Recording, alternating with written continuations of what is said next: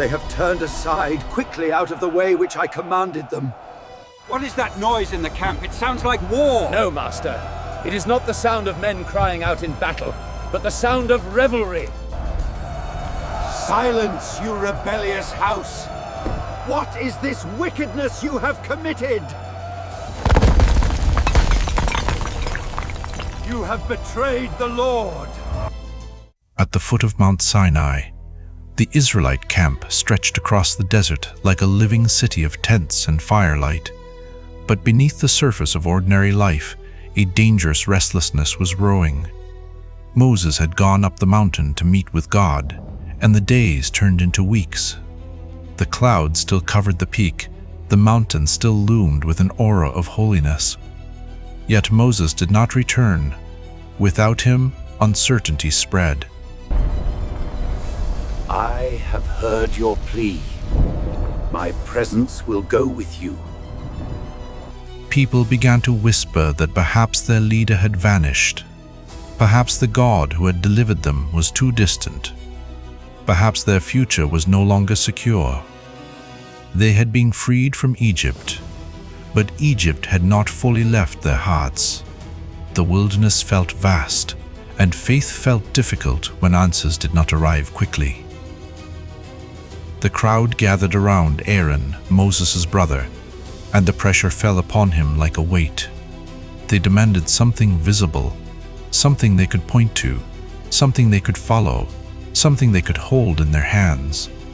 Their request was not simply for guidance, but for control, for comfort, for certainty on their own terms.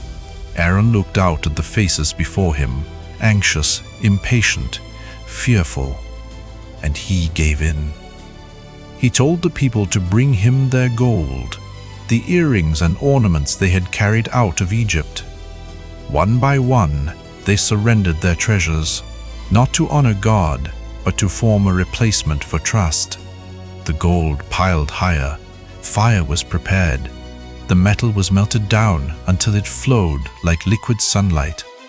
Under Aaron's direction, the shape of a calf took form, polished, gleaming, unmistakably an idol made by human hands. When the calf was lifted up, the people erupted with celebration. In that shining image, they found what they thought they needed. Something immediate, something predictable, something they could see.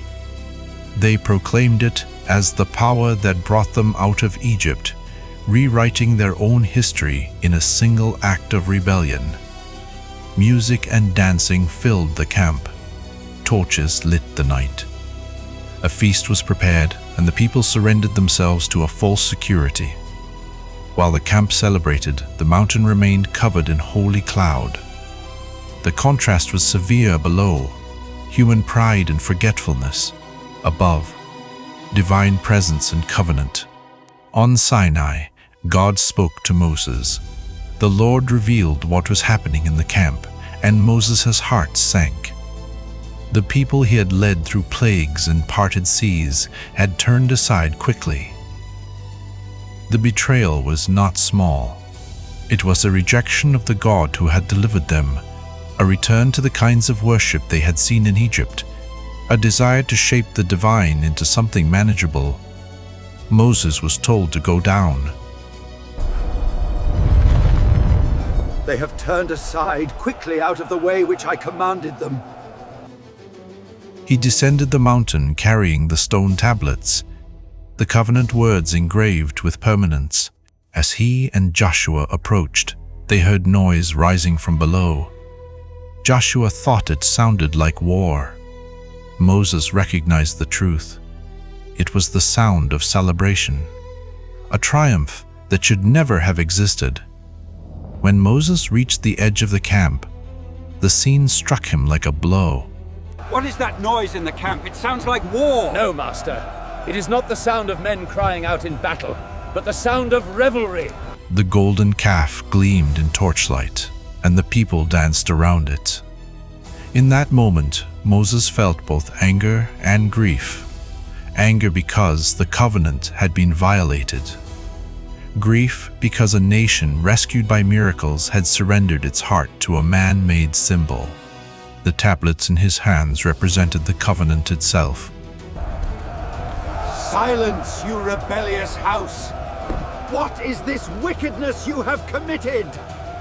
In the face of these commandments, you have turned to this gold idol.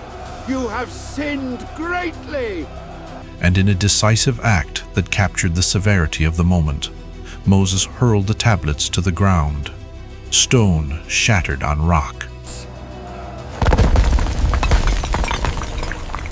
You have betrayed the Lord! The covenant had been broken, not because God failed, but because the people rejected it. The celebration collapsed into silence. Faces turned pale, torches trembled. The camp that had roared with joy moments earlier stood frozen in fear. Moses confronted Aaron, demanding to know how such a thing had happened. Aaron's answers revealed the weakness of compromise, the way pressure and fear can turn leaders away from truth. What have you done to these people, Aaron? You have brought a great sin upon them. Do not be angry, my lord. Moses then moved against the idol itself. The golden calf was destroyed, broken apart, reduced, so that it could no longer stand as a false symbol of power. The people saw that their shining replacement could not protect them, could not speak, could not save. Their hearts sank as the weight of their choice became real. Yet the story did not end with anger alone. The consequences of rebellion were serious, and judgment fell upon the camp in a somber way, a reminder that covenant is not a game, and holiness is not a performance. Still, even as the people mourned, Moses did not abandon them. He understood the depth of their failure, but he also understood the depth of God's mercy. He stepped outside the camp, setting up a tent at a distance, a place of seeking, a place of meeting, a place where the people could remember that God is not controlled by their desires. When Moses entered that tent to pray, a pillar of cloud descended and stood at the entrance, a visible sign that God's presence had not vanished. They had wanted something they could see, and now they saw something far greater, the living presence of God, not shaped by human hands, not reduced to an object, but holy and overwhelming. Moses prayed and pleaded. He interceded for the people, standing between their guilt and God's righteous judgment. He asked for forgiveness. He begged that God would not abandon Israel, that the journey would not end here in the wilderness, that the covenant would not be erased. I implore you, Lord, do not let your anger burn against your people. Forgive them, or blot my name from the book you have written. Moses' intercession revealed something profound. The same God who judges sin also invites repentance. The same God who is holy also shows mercy. The people had failed, but God's plan was not finished. In the days that followed, Moses returned to the mountain again, not as a victorious hero, but as a mediator pleading for a broken nation. And God responded with mercy. The covenant was renewed. The path forward was reopened, not because Israel deserved it, but because God remained faithful to his promises. It warns that visible idols are not only statues of gold, but any substitute we raise in place of trust, anything we cling to because waiting is hard and faith feels uncertain. It warns that impatience can become rebellion, and rebellion can fracture the soul of a people. Yet the story also reveals mercy. Even after betrayal, God did not erase his people. He confronted their sin, humbled them, and then continued to lead them forward. Moses' role becomes clearer here than ever.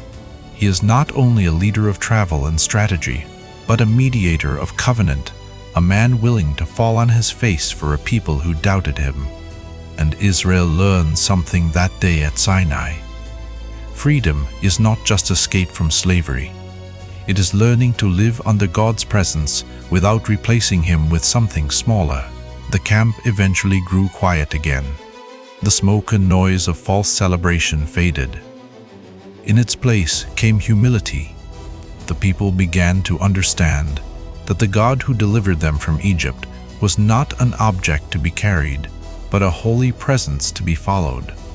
The mountain still stood, the clouds still hovered, and the journey continued, not because Israel was perfect, but because God is merciful, and because covenant, once broken, can still be renewed when hearts return to the one who saves.